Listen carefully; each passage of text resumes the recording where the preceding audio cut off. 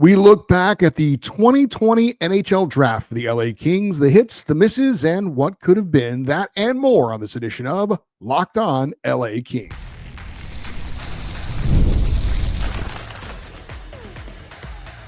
You are Locked On Kings, your daily podcast on the Los Angeles Kings, part of the Locked On Podcast Network, your team every day. Hey, Kings fans, welcome to Locked On LA Kings, part of the Locked On Podcast Network, your team every day. Thanks for making Locked On LA Kings your first listen every day. We are free and available wherever you get your podcasts and on YouTube. I'm Eddie Garcia, your host of Locked On LA Kings. I've worked in sports media for the past 30 years, also one of the co-hosts of Locked On NHL Game Night, a nightly podcast and YouTube show wrapping up the night in the NHL, and a passionate LA Kings fan for over 30 years. We are 30 days away from the NHL draft here in Los Angeles on June the 27th. So we are looking at getting into our draft coverage over the next month. Today, we're going to take a special look back at the 2020 NHL draft for the LA Kings. Now, if you've watched or listened to this show for a couple of seasons, you probably have heard me around draft time talk about this before, and I'll probably talk about it again at some point. But I believe, generally speaking, 5 years is a reasonable amount of time to fairly judge a draft class or an individual draft pick as far as, are they a hit or are they a miss? Now, sometimes it might take a little more time for a player. Even for a former first-round pick like Adrian Kempe, he needed 5 years before he became an NHL regular and 8 years before he became one of the best players on the LA Kings. Then you get a guy like Luc Robitaille, who was a 9th-round draft pick. They don't even have 9 rounds anymore. He played 2 more years of junior hockey after the Kings selected him, came right to the NHL, scored 45 goals his first pro season, won the Calder Trophy as Rookie of the Year. There's no set way for players, to make it or not to this level. But again, generally speaking, I think by 5 years down the road, you should be able to tell if this draft pick is going to be an NHL player or not, and what kind of NHL player he'll probably be at this point. So with that in mind, let's look back at the Kings 2020 draft 5 years ago. LA was coming off a regular season where they finished 7th in the Pacific Division with a record of 29, 35, and 6. They were 6 years removed from winning their second Stanley Cup title in their rebuild. LA had the 4th worst record in the NHL that season. However, the NFL draft lottery gave the Kings the number 2 pick in the draft as they moved up a couple of spots. Kings had 9 draft picks in 2020. 1 first-round pick, 2 second-round picks, 2 third-round picks, a 4th-round pick, 2 fifth-round picks, no picks in the 6th round, and 1 7th-round selection. Well, you probably know this already, but with that number 1 pick, 2nd overall, the LA Kings selected Quinton Byfield from the Sudbury Wolves in the Ontario Hockey League. This was after the New York Rangers selected Alexis Lafreniere with the number 1 overall pick. Now, Lafreniere was the clear number 1 pick. Byfield, not the clear number 2 pick. There was a real debate on who the Kings should select between Quinton Byfield and German forward Tim Stützle. Stützle had been playing overseas in Germany against men. He was a year older than Byfield and seen by most as a NHL-ready player right away. Byfield, on the other hand, was going to take a little more time to develop. He was a year younger, had a longer body, 6'5". He was still growing into. And the thinking at the time was that while Stützle can help you out right away, Byfield was going to take more time, but in the end, he would be a more dynamic player. Now, I completely agreed at the time with the selection of Quinton Byfield. I thought with the Kings being several years away from being a team that was going to be back in the playoffs, that they could pick the player who was going to need more time, but eventually develop into the better player that had the bigger upside. And I would say projections for both players have been pretty much accurate. Stützle did immediately join the Senators and immediately put up good numbers. He did have a huge 2022-23 season where he had 39 goals and 90 points. Now, he's come back to earth the last 2 seasons as far as his goal scoring is concerned, but he's been a consistent 50 assist man for 3 straight years. Now, Stützle has averaged 23 goals per season over 5 seasons. He's got a total of 115 goals and 367 games played. He's got 326 career points. So he's not quite a point per game player, but not too far away. And he's appeared in 6 playoff games with 2 goals and 5 points. All of those playoff games came this year, by the way. For Quinton Byfield, he split time between the Ontario Reign and the LA Kings for parts of 3 seasons before finally becoming a full-time King in the 2022-23 season. Now, that was the same season Stützle had his big year. So if you're a Kings fan and you're looking at who should the Kings have picked, you got one guy who's having a monster year and another guy who's just now getting into the NHL.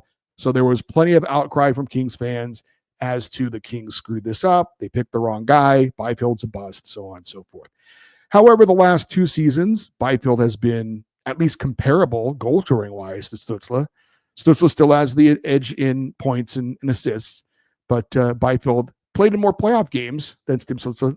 19 playoff games for Q with 4 goals and 12 points. Now, Stützle showed for at least one season he can be an elite player. I would say overall, though, he's in that second tier of really good NHL forwards. He's not a top 100 forward, or I should say he is a top 100 forward. I don't know that he's in the top 50, maybe in the 60s. Certainly not a top 25 forward at this point. But I would say for me, I still don't have any regrets over the Kings taking Byfield over Stützle. In time, it still could turn out to be that Byfield becomes the more dynamic player if he becomes really a star player. Stützle, I don't know that he's a star, but he's really good.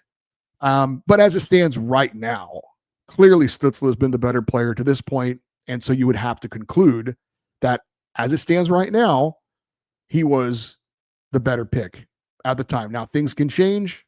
I'm still confident that Byfield, again, as was predicted, will have the higher upside and will ultimately prove to be a better player, certainly a more unique player with his size and his skill, the way he can skate and all those types of things. So I still have no regrets about them, the Kings taking Quinton Byfield. Now, Quinton Byfield still has to prove that he can be that standout player over a full season. We saw glimpses of it last season, second half of the season.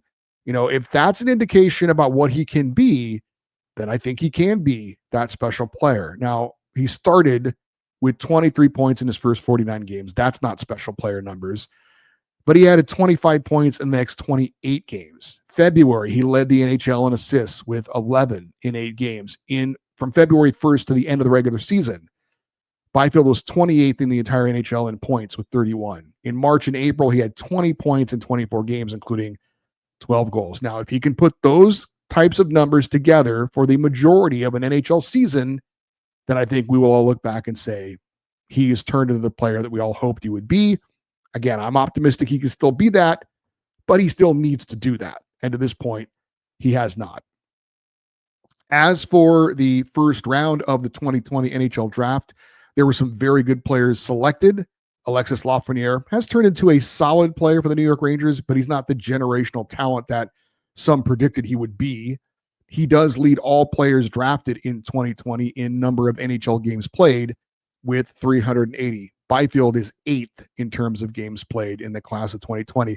You'd have to say at this point, Tim Stützle is probably the best player selected in that draft. He leads in goals, assists, and points. 115 goals, 211 assists, 326 points. It's hard to argue with that. Byfield is, as far as the 2020 draft class goes, he's 9th in goals, 7th in assists, and 8th in points. And again, I think at this point, we can all agree Quinton Byfield is at the very least a top 6 forward at the NHL level. As far as what you would expect, though, from the number 2 overall player, has not realized that to this point. But again, I still am optimistic that he can turn into an elite level type of player. Now, the Kings had 2 second-round picks. One of them's turned into a young star player who's now playing for another team. The other one has not turned into a star player, and he's not in the Kings organization anymore. We're going to start with the Kings' first second-round pick, the 35th overall pick in the 2020 NHL draft, and that was Helge Grans out of Sweden. 6'4", 205-pound defenseman.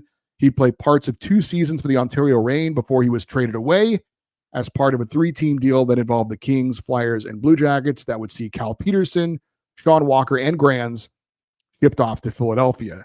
Now, that was the move to get rid of Cal Peterson's bad contract, and the price for the Flyers to accept that contract was giving them Walker and, to a lesser extent, Grands. Philadelphia ended up turning Walker into a first-round draft pick. Now, Grands hasn't turned into an NHL player at all to this point.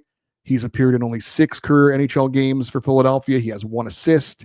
He's now a restricted free agent for the Flyers, so we'll see what they decide to do with him. I think you would have to say at this point he is a miss as far as that draft pick. He's 23, hasn't shown that he can even be a third pairing defenseman at the NHL level. He's now with an organization that's rebuilding and willing to give young players a chance to show what they can do, and he still can't crack the lineup. So if you look at NHL games played amongst second rounders in 2020, Helge Grands is down at the bottom of that list.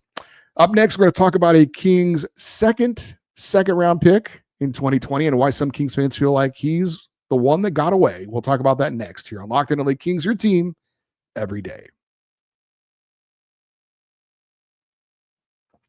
The NBA playoffs are in full swing, and every night delivers highlight-worthy performances, major momentum shifts, and can't-miss moments. Whether it's a game-winning shot or a breakout player, there's never been a better time to get in on the action.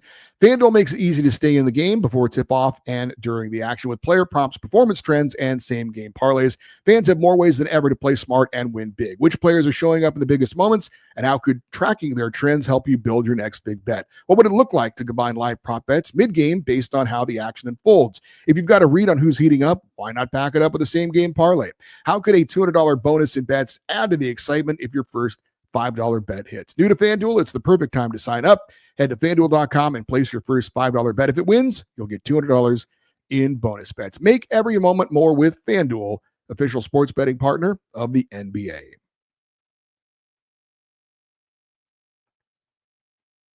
We continue our look back at the 2020 NHL draft for the LA Kings. We talked about the first of the Kings' second-round selections.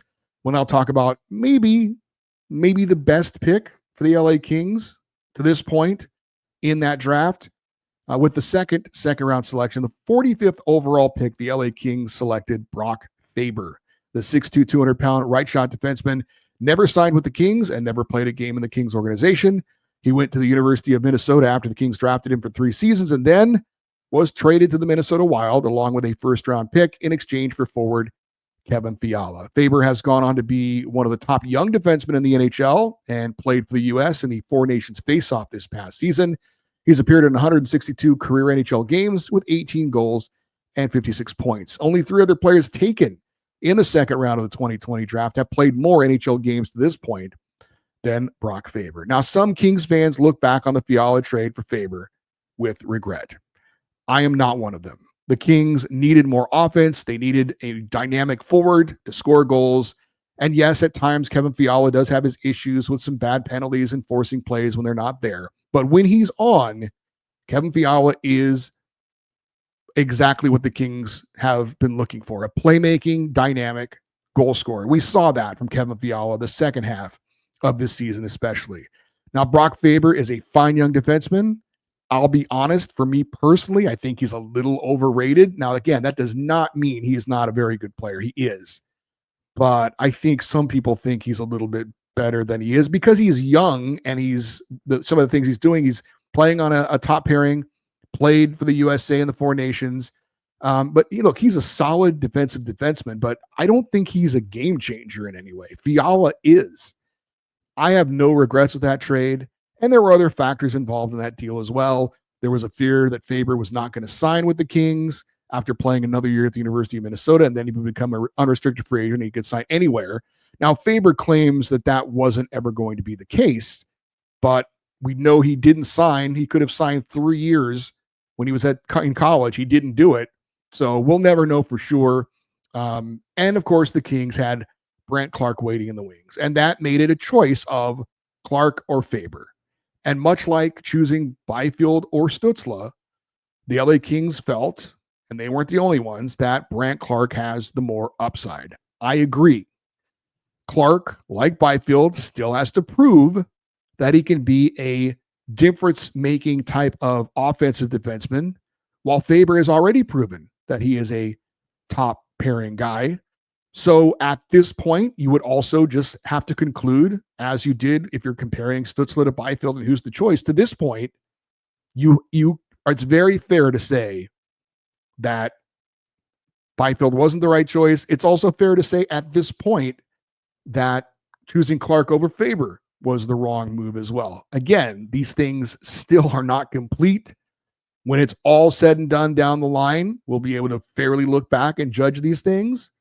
But in the moment, right now, Brock Faber is a better all-around player than Brandt Clark. However, the numbers actually may not back that up. Faber also signed an 8-year deal worth $8.5 million per season. Again, he's a fine young player. That is a lot of money to pay someone who is a young defenseman. Now, down the road, if he continues to be a solid player, if he plays all 8 of those seasons and he's exactly the player he's been so far, which he could be, then that's not a bad deal, but time will tell. But just looking at the stats from last season, and stats don't always tell the exact story, but last year, Brock Faber played 28 games for the Wild. 78 games for the Wild. Brandt Clark played 78 games for the Kings. Brock Faber had 10 goals. Brandt Clark had 5. Brock Faber had 29 points. Brandt Clark had 33 points. Brock Faber was a -2. Brandt Clark was a +13. Now, people will tell you that Faber played against better competition because he was a top pairing defenseman taking on, the challenges of some of the top players around the league. Brandt Clark was not a top pairing defenseman playing against some of the second level forwards around the NHL. And that's fair. I think it's also fair to say that Brock Faber is a better polished defensive player. And he also had 5 more goals than Brandt Clark, even though Clark is supposedly the better, offensive defenseman. But Clark did have more points than Faber, playing less ice time. And Clark, as far as the plus minus goes, was way ahead of Brock Faber. So it's, I still, to this point, I don't have any regrets over that deal. I love the addition of Kevin Fiala. And because the Kings had several young right shot defensemen, they can't play them all. It made sense to make a decision. Look, the Wild wanted either Clark or Faber in the Fiala trade. If I was making that deal, I would have traded Faber as well. Sometimes, great draft picks aren't just about that player developing in your organization and being a good player for you. Sometimes those good draft picks are used in trades to get players that fill a need, as was the case with Brock Faber for Kevin Fiala. So this is still definitely a hit for the Kings as far as drafting of a very good player, even though Brock Faber is no longer with the Kings organization. We talked about the 2 second-round picks in 2020 being very different. Helge Granz was the first of the second-round picks. He hasn't worked out. The second-round pick certainly has, as far as being a very good NHL player in Brock Faber. The same goes for the 2 picks the Kings had in the 3rd round, with the first of 2 third-round picks, the 66th pick overall. The LA Kings selected Kasper Simon-Taival from Finland. The 5'9", 185-pound forward never signed with the Kings, and the team's rights to him have since expired. Teams hold the rights of players drafted from Europe for 4 years, just like college players.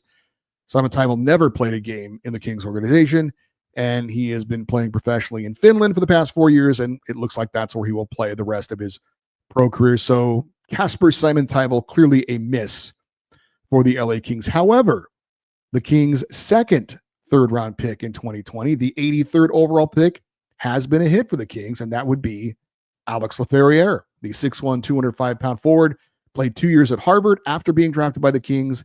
He then played 4 games for the Ontario Reign at the end of the 2022-23 season before surprisingly making the Kings roster the following season and playing in 81 of 82 games his rookie year. This past year, he appeared in 77 games, got off to a red-hot start before cooling off later in the season, finished with a career high in goals with 19 and points in 42, playing mostly on the Kings' third line. Now, I don't know that Alex Laferriere is ever going to be a star player. Probably not. But I think if he can refine his game a little bit, be a little bit more consistent scorer, he's got decent size and speed. He's kind of one of those really solid all-around players. Never going to be, a superstar, but, a second, third line guy throughout his career. Certainly at this point, a top 9 forward, and only being in his second year, 2 years in the NHL. I think the Kings should be very happy with what they've gotten out of him to this point. Now, he is a restricted free agent this offseason, so the Kings will have to sign him. He'll likely get a bridge deal for the next couple of seasons to prove his worth, possibly get a longer-term deal after that. But new Kings GM Ken Holland has talked about growth from within. Hopefully we see that continued growth from Alex Laferriere, from Brant Clark, from Quinton Byfield, some of those types of guys that can make the Kings that much better from within the organization. But there's no doubt Alex Laferriere, definitely a hit of a pick for the LA Kings. We're going to check out the final 4 picks of the Kings from the 2020 draft, and 2 of those players are still in the organization, including the Kings' 7th round pick. That's next on Locked On LA Kings, your team every day.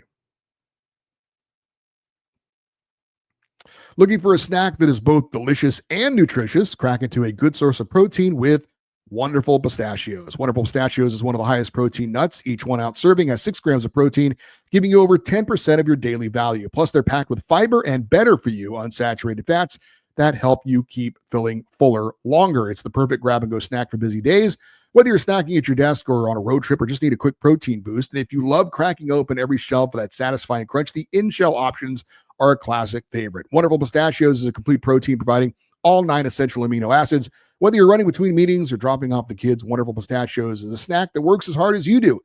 Get snackin' and get crackin' with the snack that packs a protein punch. Visit wonderfulpistachios.com to learn more. Checking the final 4 picks for the LA Kings back in the 2020 draft. The Kings' lone 4th round selection was Juho Markkanen from Finland, the 6'1", 175-pound goalie. Never signed with the Kings, and his rights expired last season. He's been playing professionally in Sweden, Switzerland, Germany, and Finland. Obviously, that pick was not a hit for the LA Kings. The Kings' first of 2 fifth-round picks is still in the organization. With the 128th overall pick, the Kings selected Martin Chromiak, the 6', 190-pound forward. He played 1 season in his native Slovakia. He then joined the Ontario Reign for 2 games, and then played in junior hockey in Canada for Kingston in the OHL. He had a huge season with 44 goals and 86 points. He's now in his 3rd season with the Ontario Reign, or just finished his 3rd season with the Reign. He's yet to crack 20 goals or 40 points with Ontario. This past season, he did have career highs as a pro, 18 goals and 39 points. Now, he's 22 years old, so there's still time, but to this point, he's yet to show that he can be a skilled NHL player. And he doesn't really have the physical size of the game to be kind of a 4th-line energy guy. So Martin Chromiak, not a hit yet, but I wouldn't also say he's a miss at this point. So we'll see. There's still time, but it looks like Martin Chromiak is probably not going to be an NHL player at this point, but we shall see. The Kings' 2nd fifth-round pick was also, you'd have to say, a miss. 140th overall selection, the Kings took defenseman Ben Meehan. After being drafted, he played 5 seasons at the University of Massachusetts Lowell, never signed with the Kings, and the team's rights to him ended up expiring. He would sign with the Minnesota Wild organization on an amateur tryout, played 2 games for the Iowa Wild, and then did not play anywhere this past season, so it looks like the hockey career of Ben Meehan may well be over. The Kings' final pick in 2020 is still with the organization. With the 190th overall selection, the Kings selected Aatu Jemsen out of Finland. The 6'2", 175-pound forward played for 3 seasons professionally in Finland before finally joining the Ontario Reign this past season. His first professional season in North America, he appeared in 36 games. There were some injury issues. He had 7 goals and 11 points with the Reign. Last season, the Kings did sign him to a 2-year entry-level contract, so he still has another season under contract with the organization. He'll play with Ontario next season, and then they'll decide whether he plays well enough to be someone who can be given more of a contract and more time to see if he, in fact, will pan out. I would just say that a 7th-round pick getting a contract to play for an NHL organization is not something that happens often.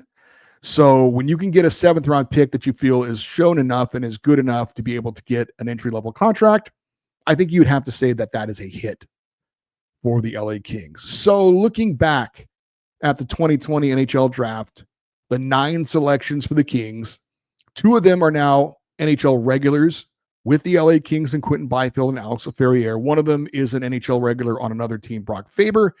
Two others are still playing in the organization in Martin Kromiak and Etu Yemsen.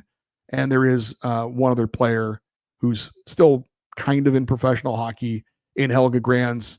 And then other guys are playing, which I should say North American hockey. Some of the other guys still playing in Europe. But overall, looking back at the 2020 draft for the LA Kings, I would say it was more successful than not. Now, hopefully, Byfield and LaFerriere continue to realize their full potential, continue to be solid parts of the LA Kings for many years to come. But again, looking back at the 2020 NHL draft, the Kings, I'd say it was relatively successful. All right, for you everydayers, those of you that listen and watch Locked On LA Kings every day, coming up on our next show, Carl Balikian from the Bannerman podcast that covers the LA Kings is going to join us, give us his thoughts on this past season, off-season moves for the Kings, and more. If you'd like to contact the show, we've got our fan feedback show coming up on Friday. The email address is lockedoneddie@gmail.com, EDDIE. You can always leave your comments if you're watching on YouTube in the comments section. We appreciate that, and we'd love for you to stay interactive with the show on social media. We're on X, Twitter, Instagram, TikTok at Locked On LA Kings. I'm Eddie Garcia. Thank you for listening and watching this episode of Locked On LA Kings, part of the Locked On Podcast Network, your team every day. Have a great rest of your day. We'll talk to you next time. And as always, go Kings, go.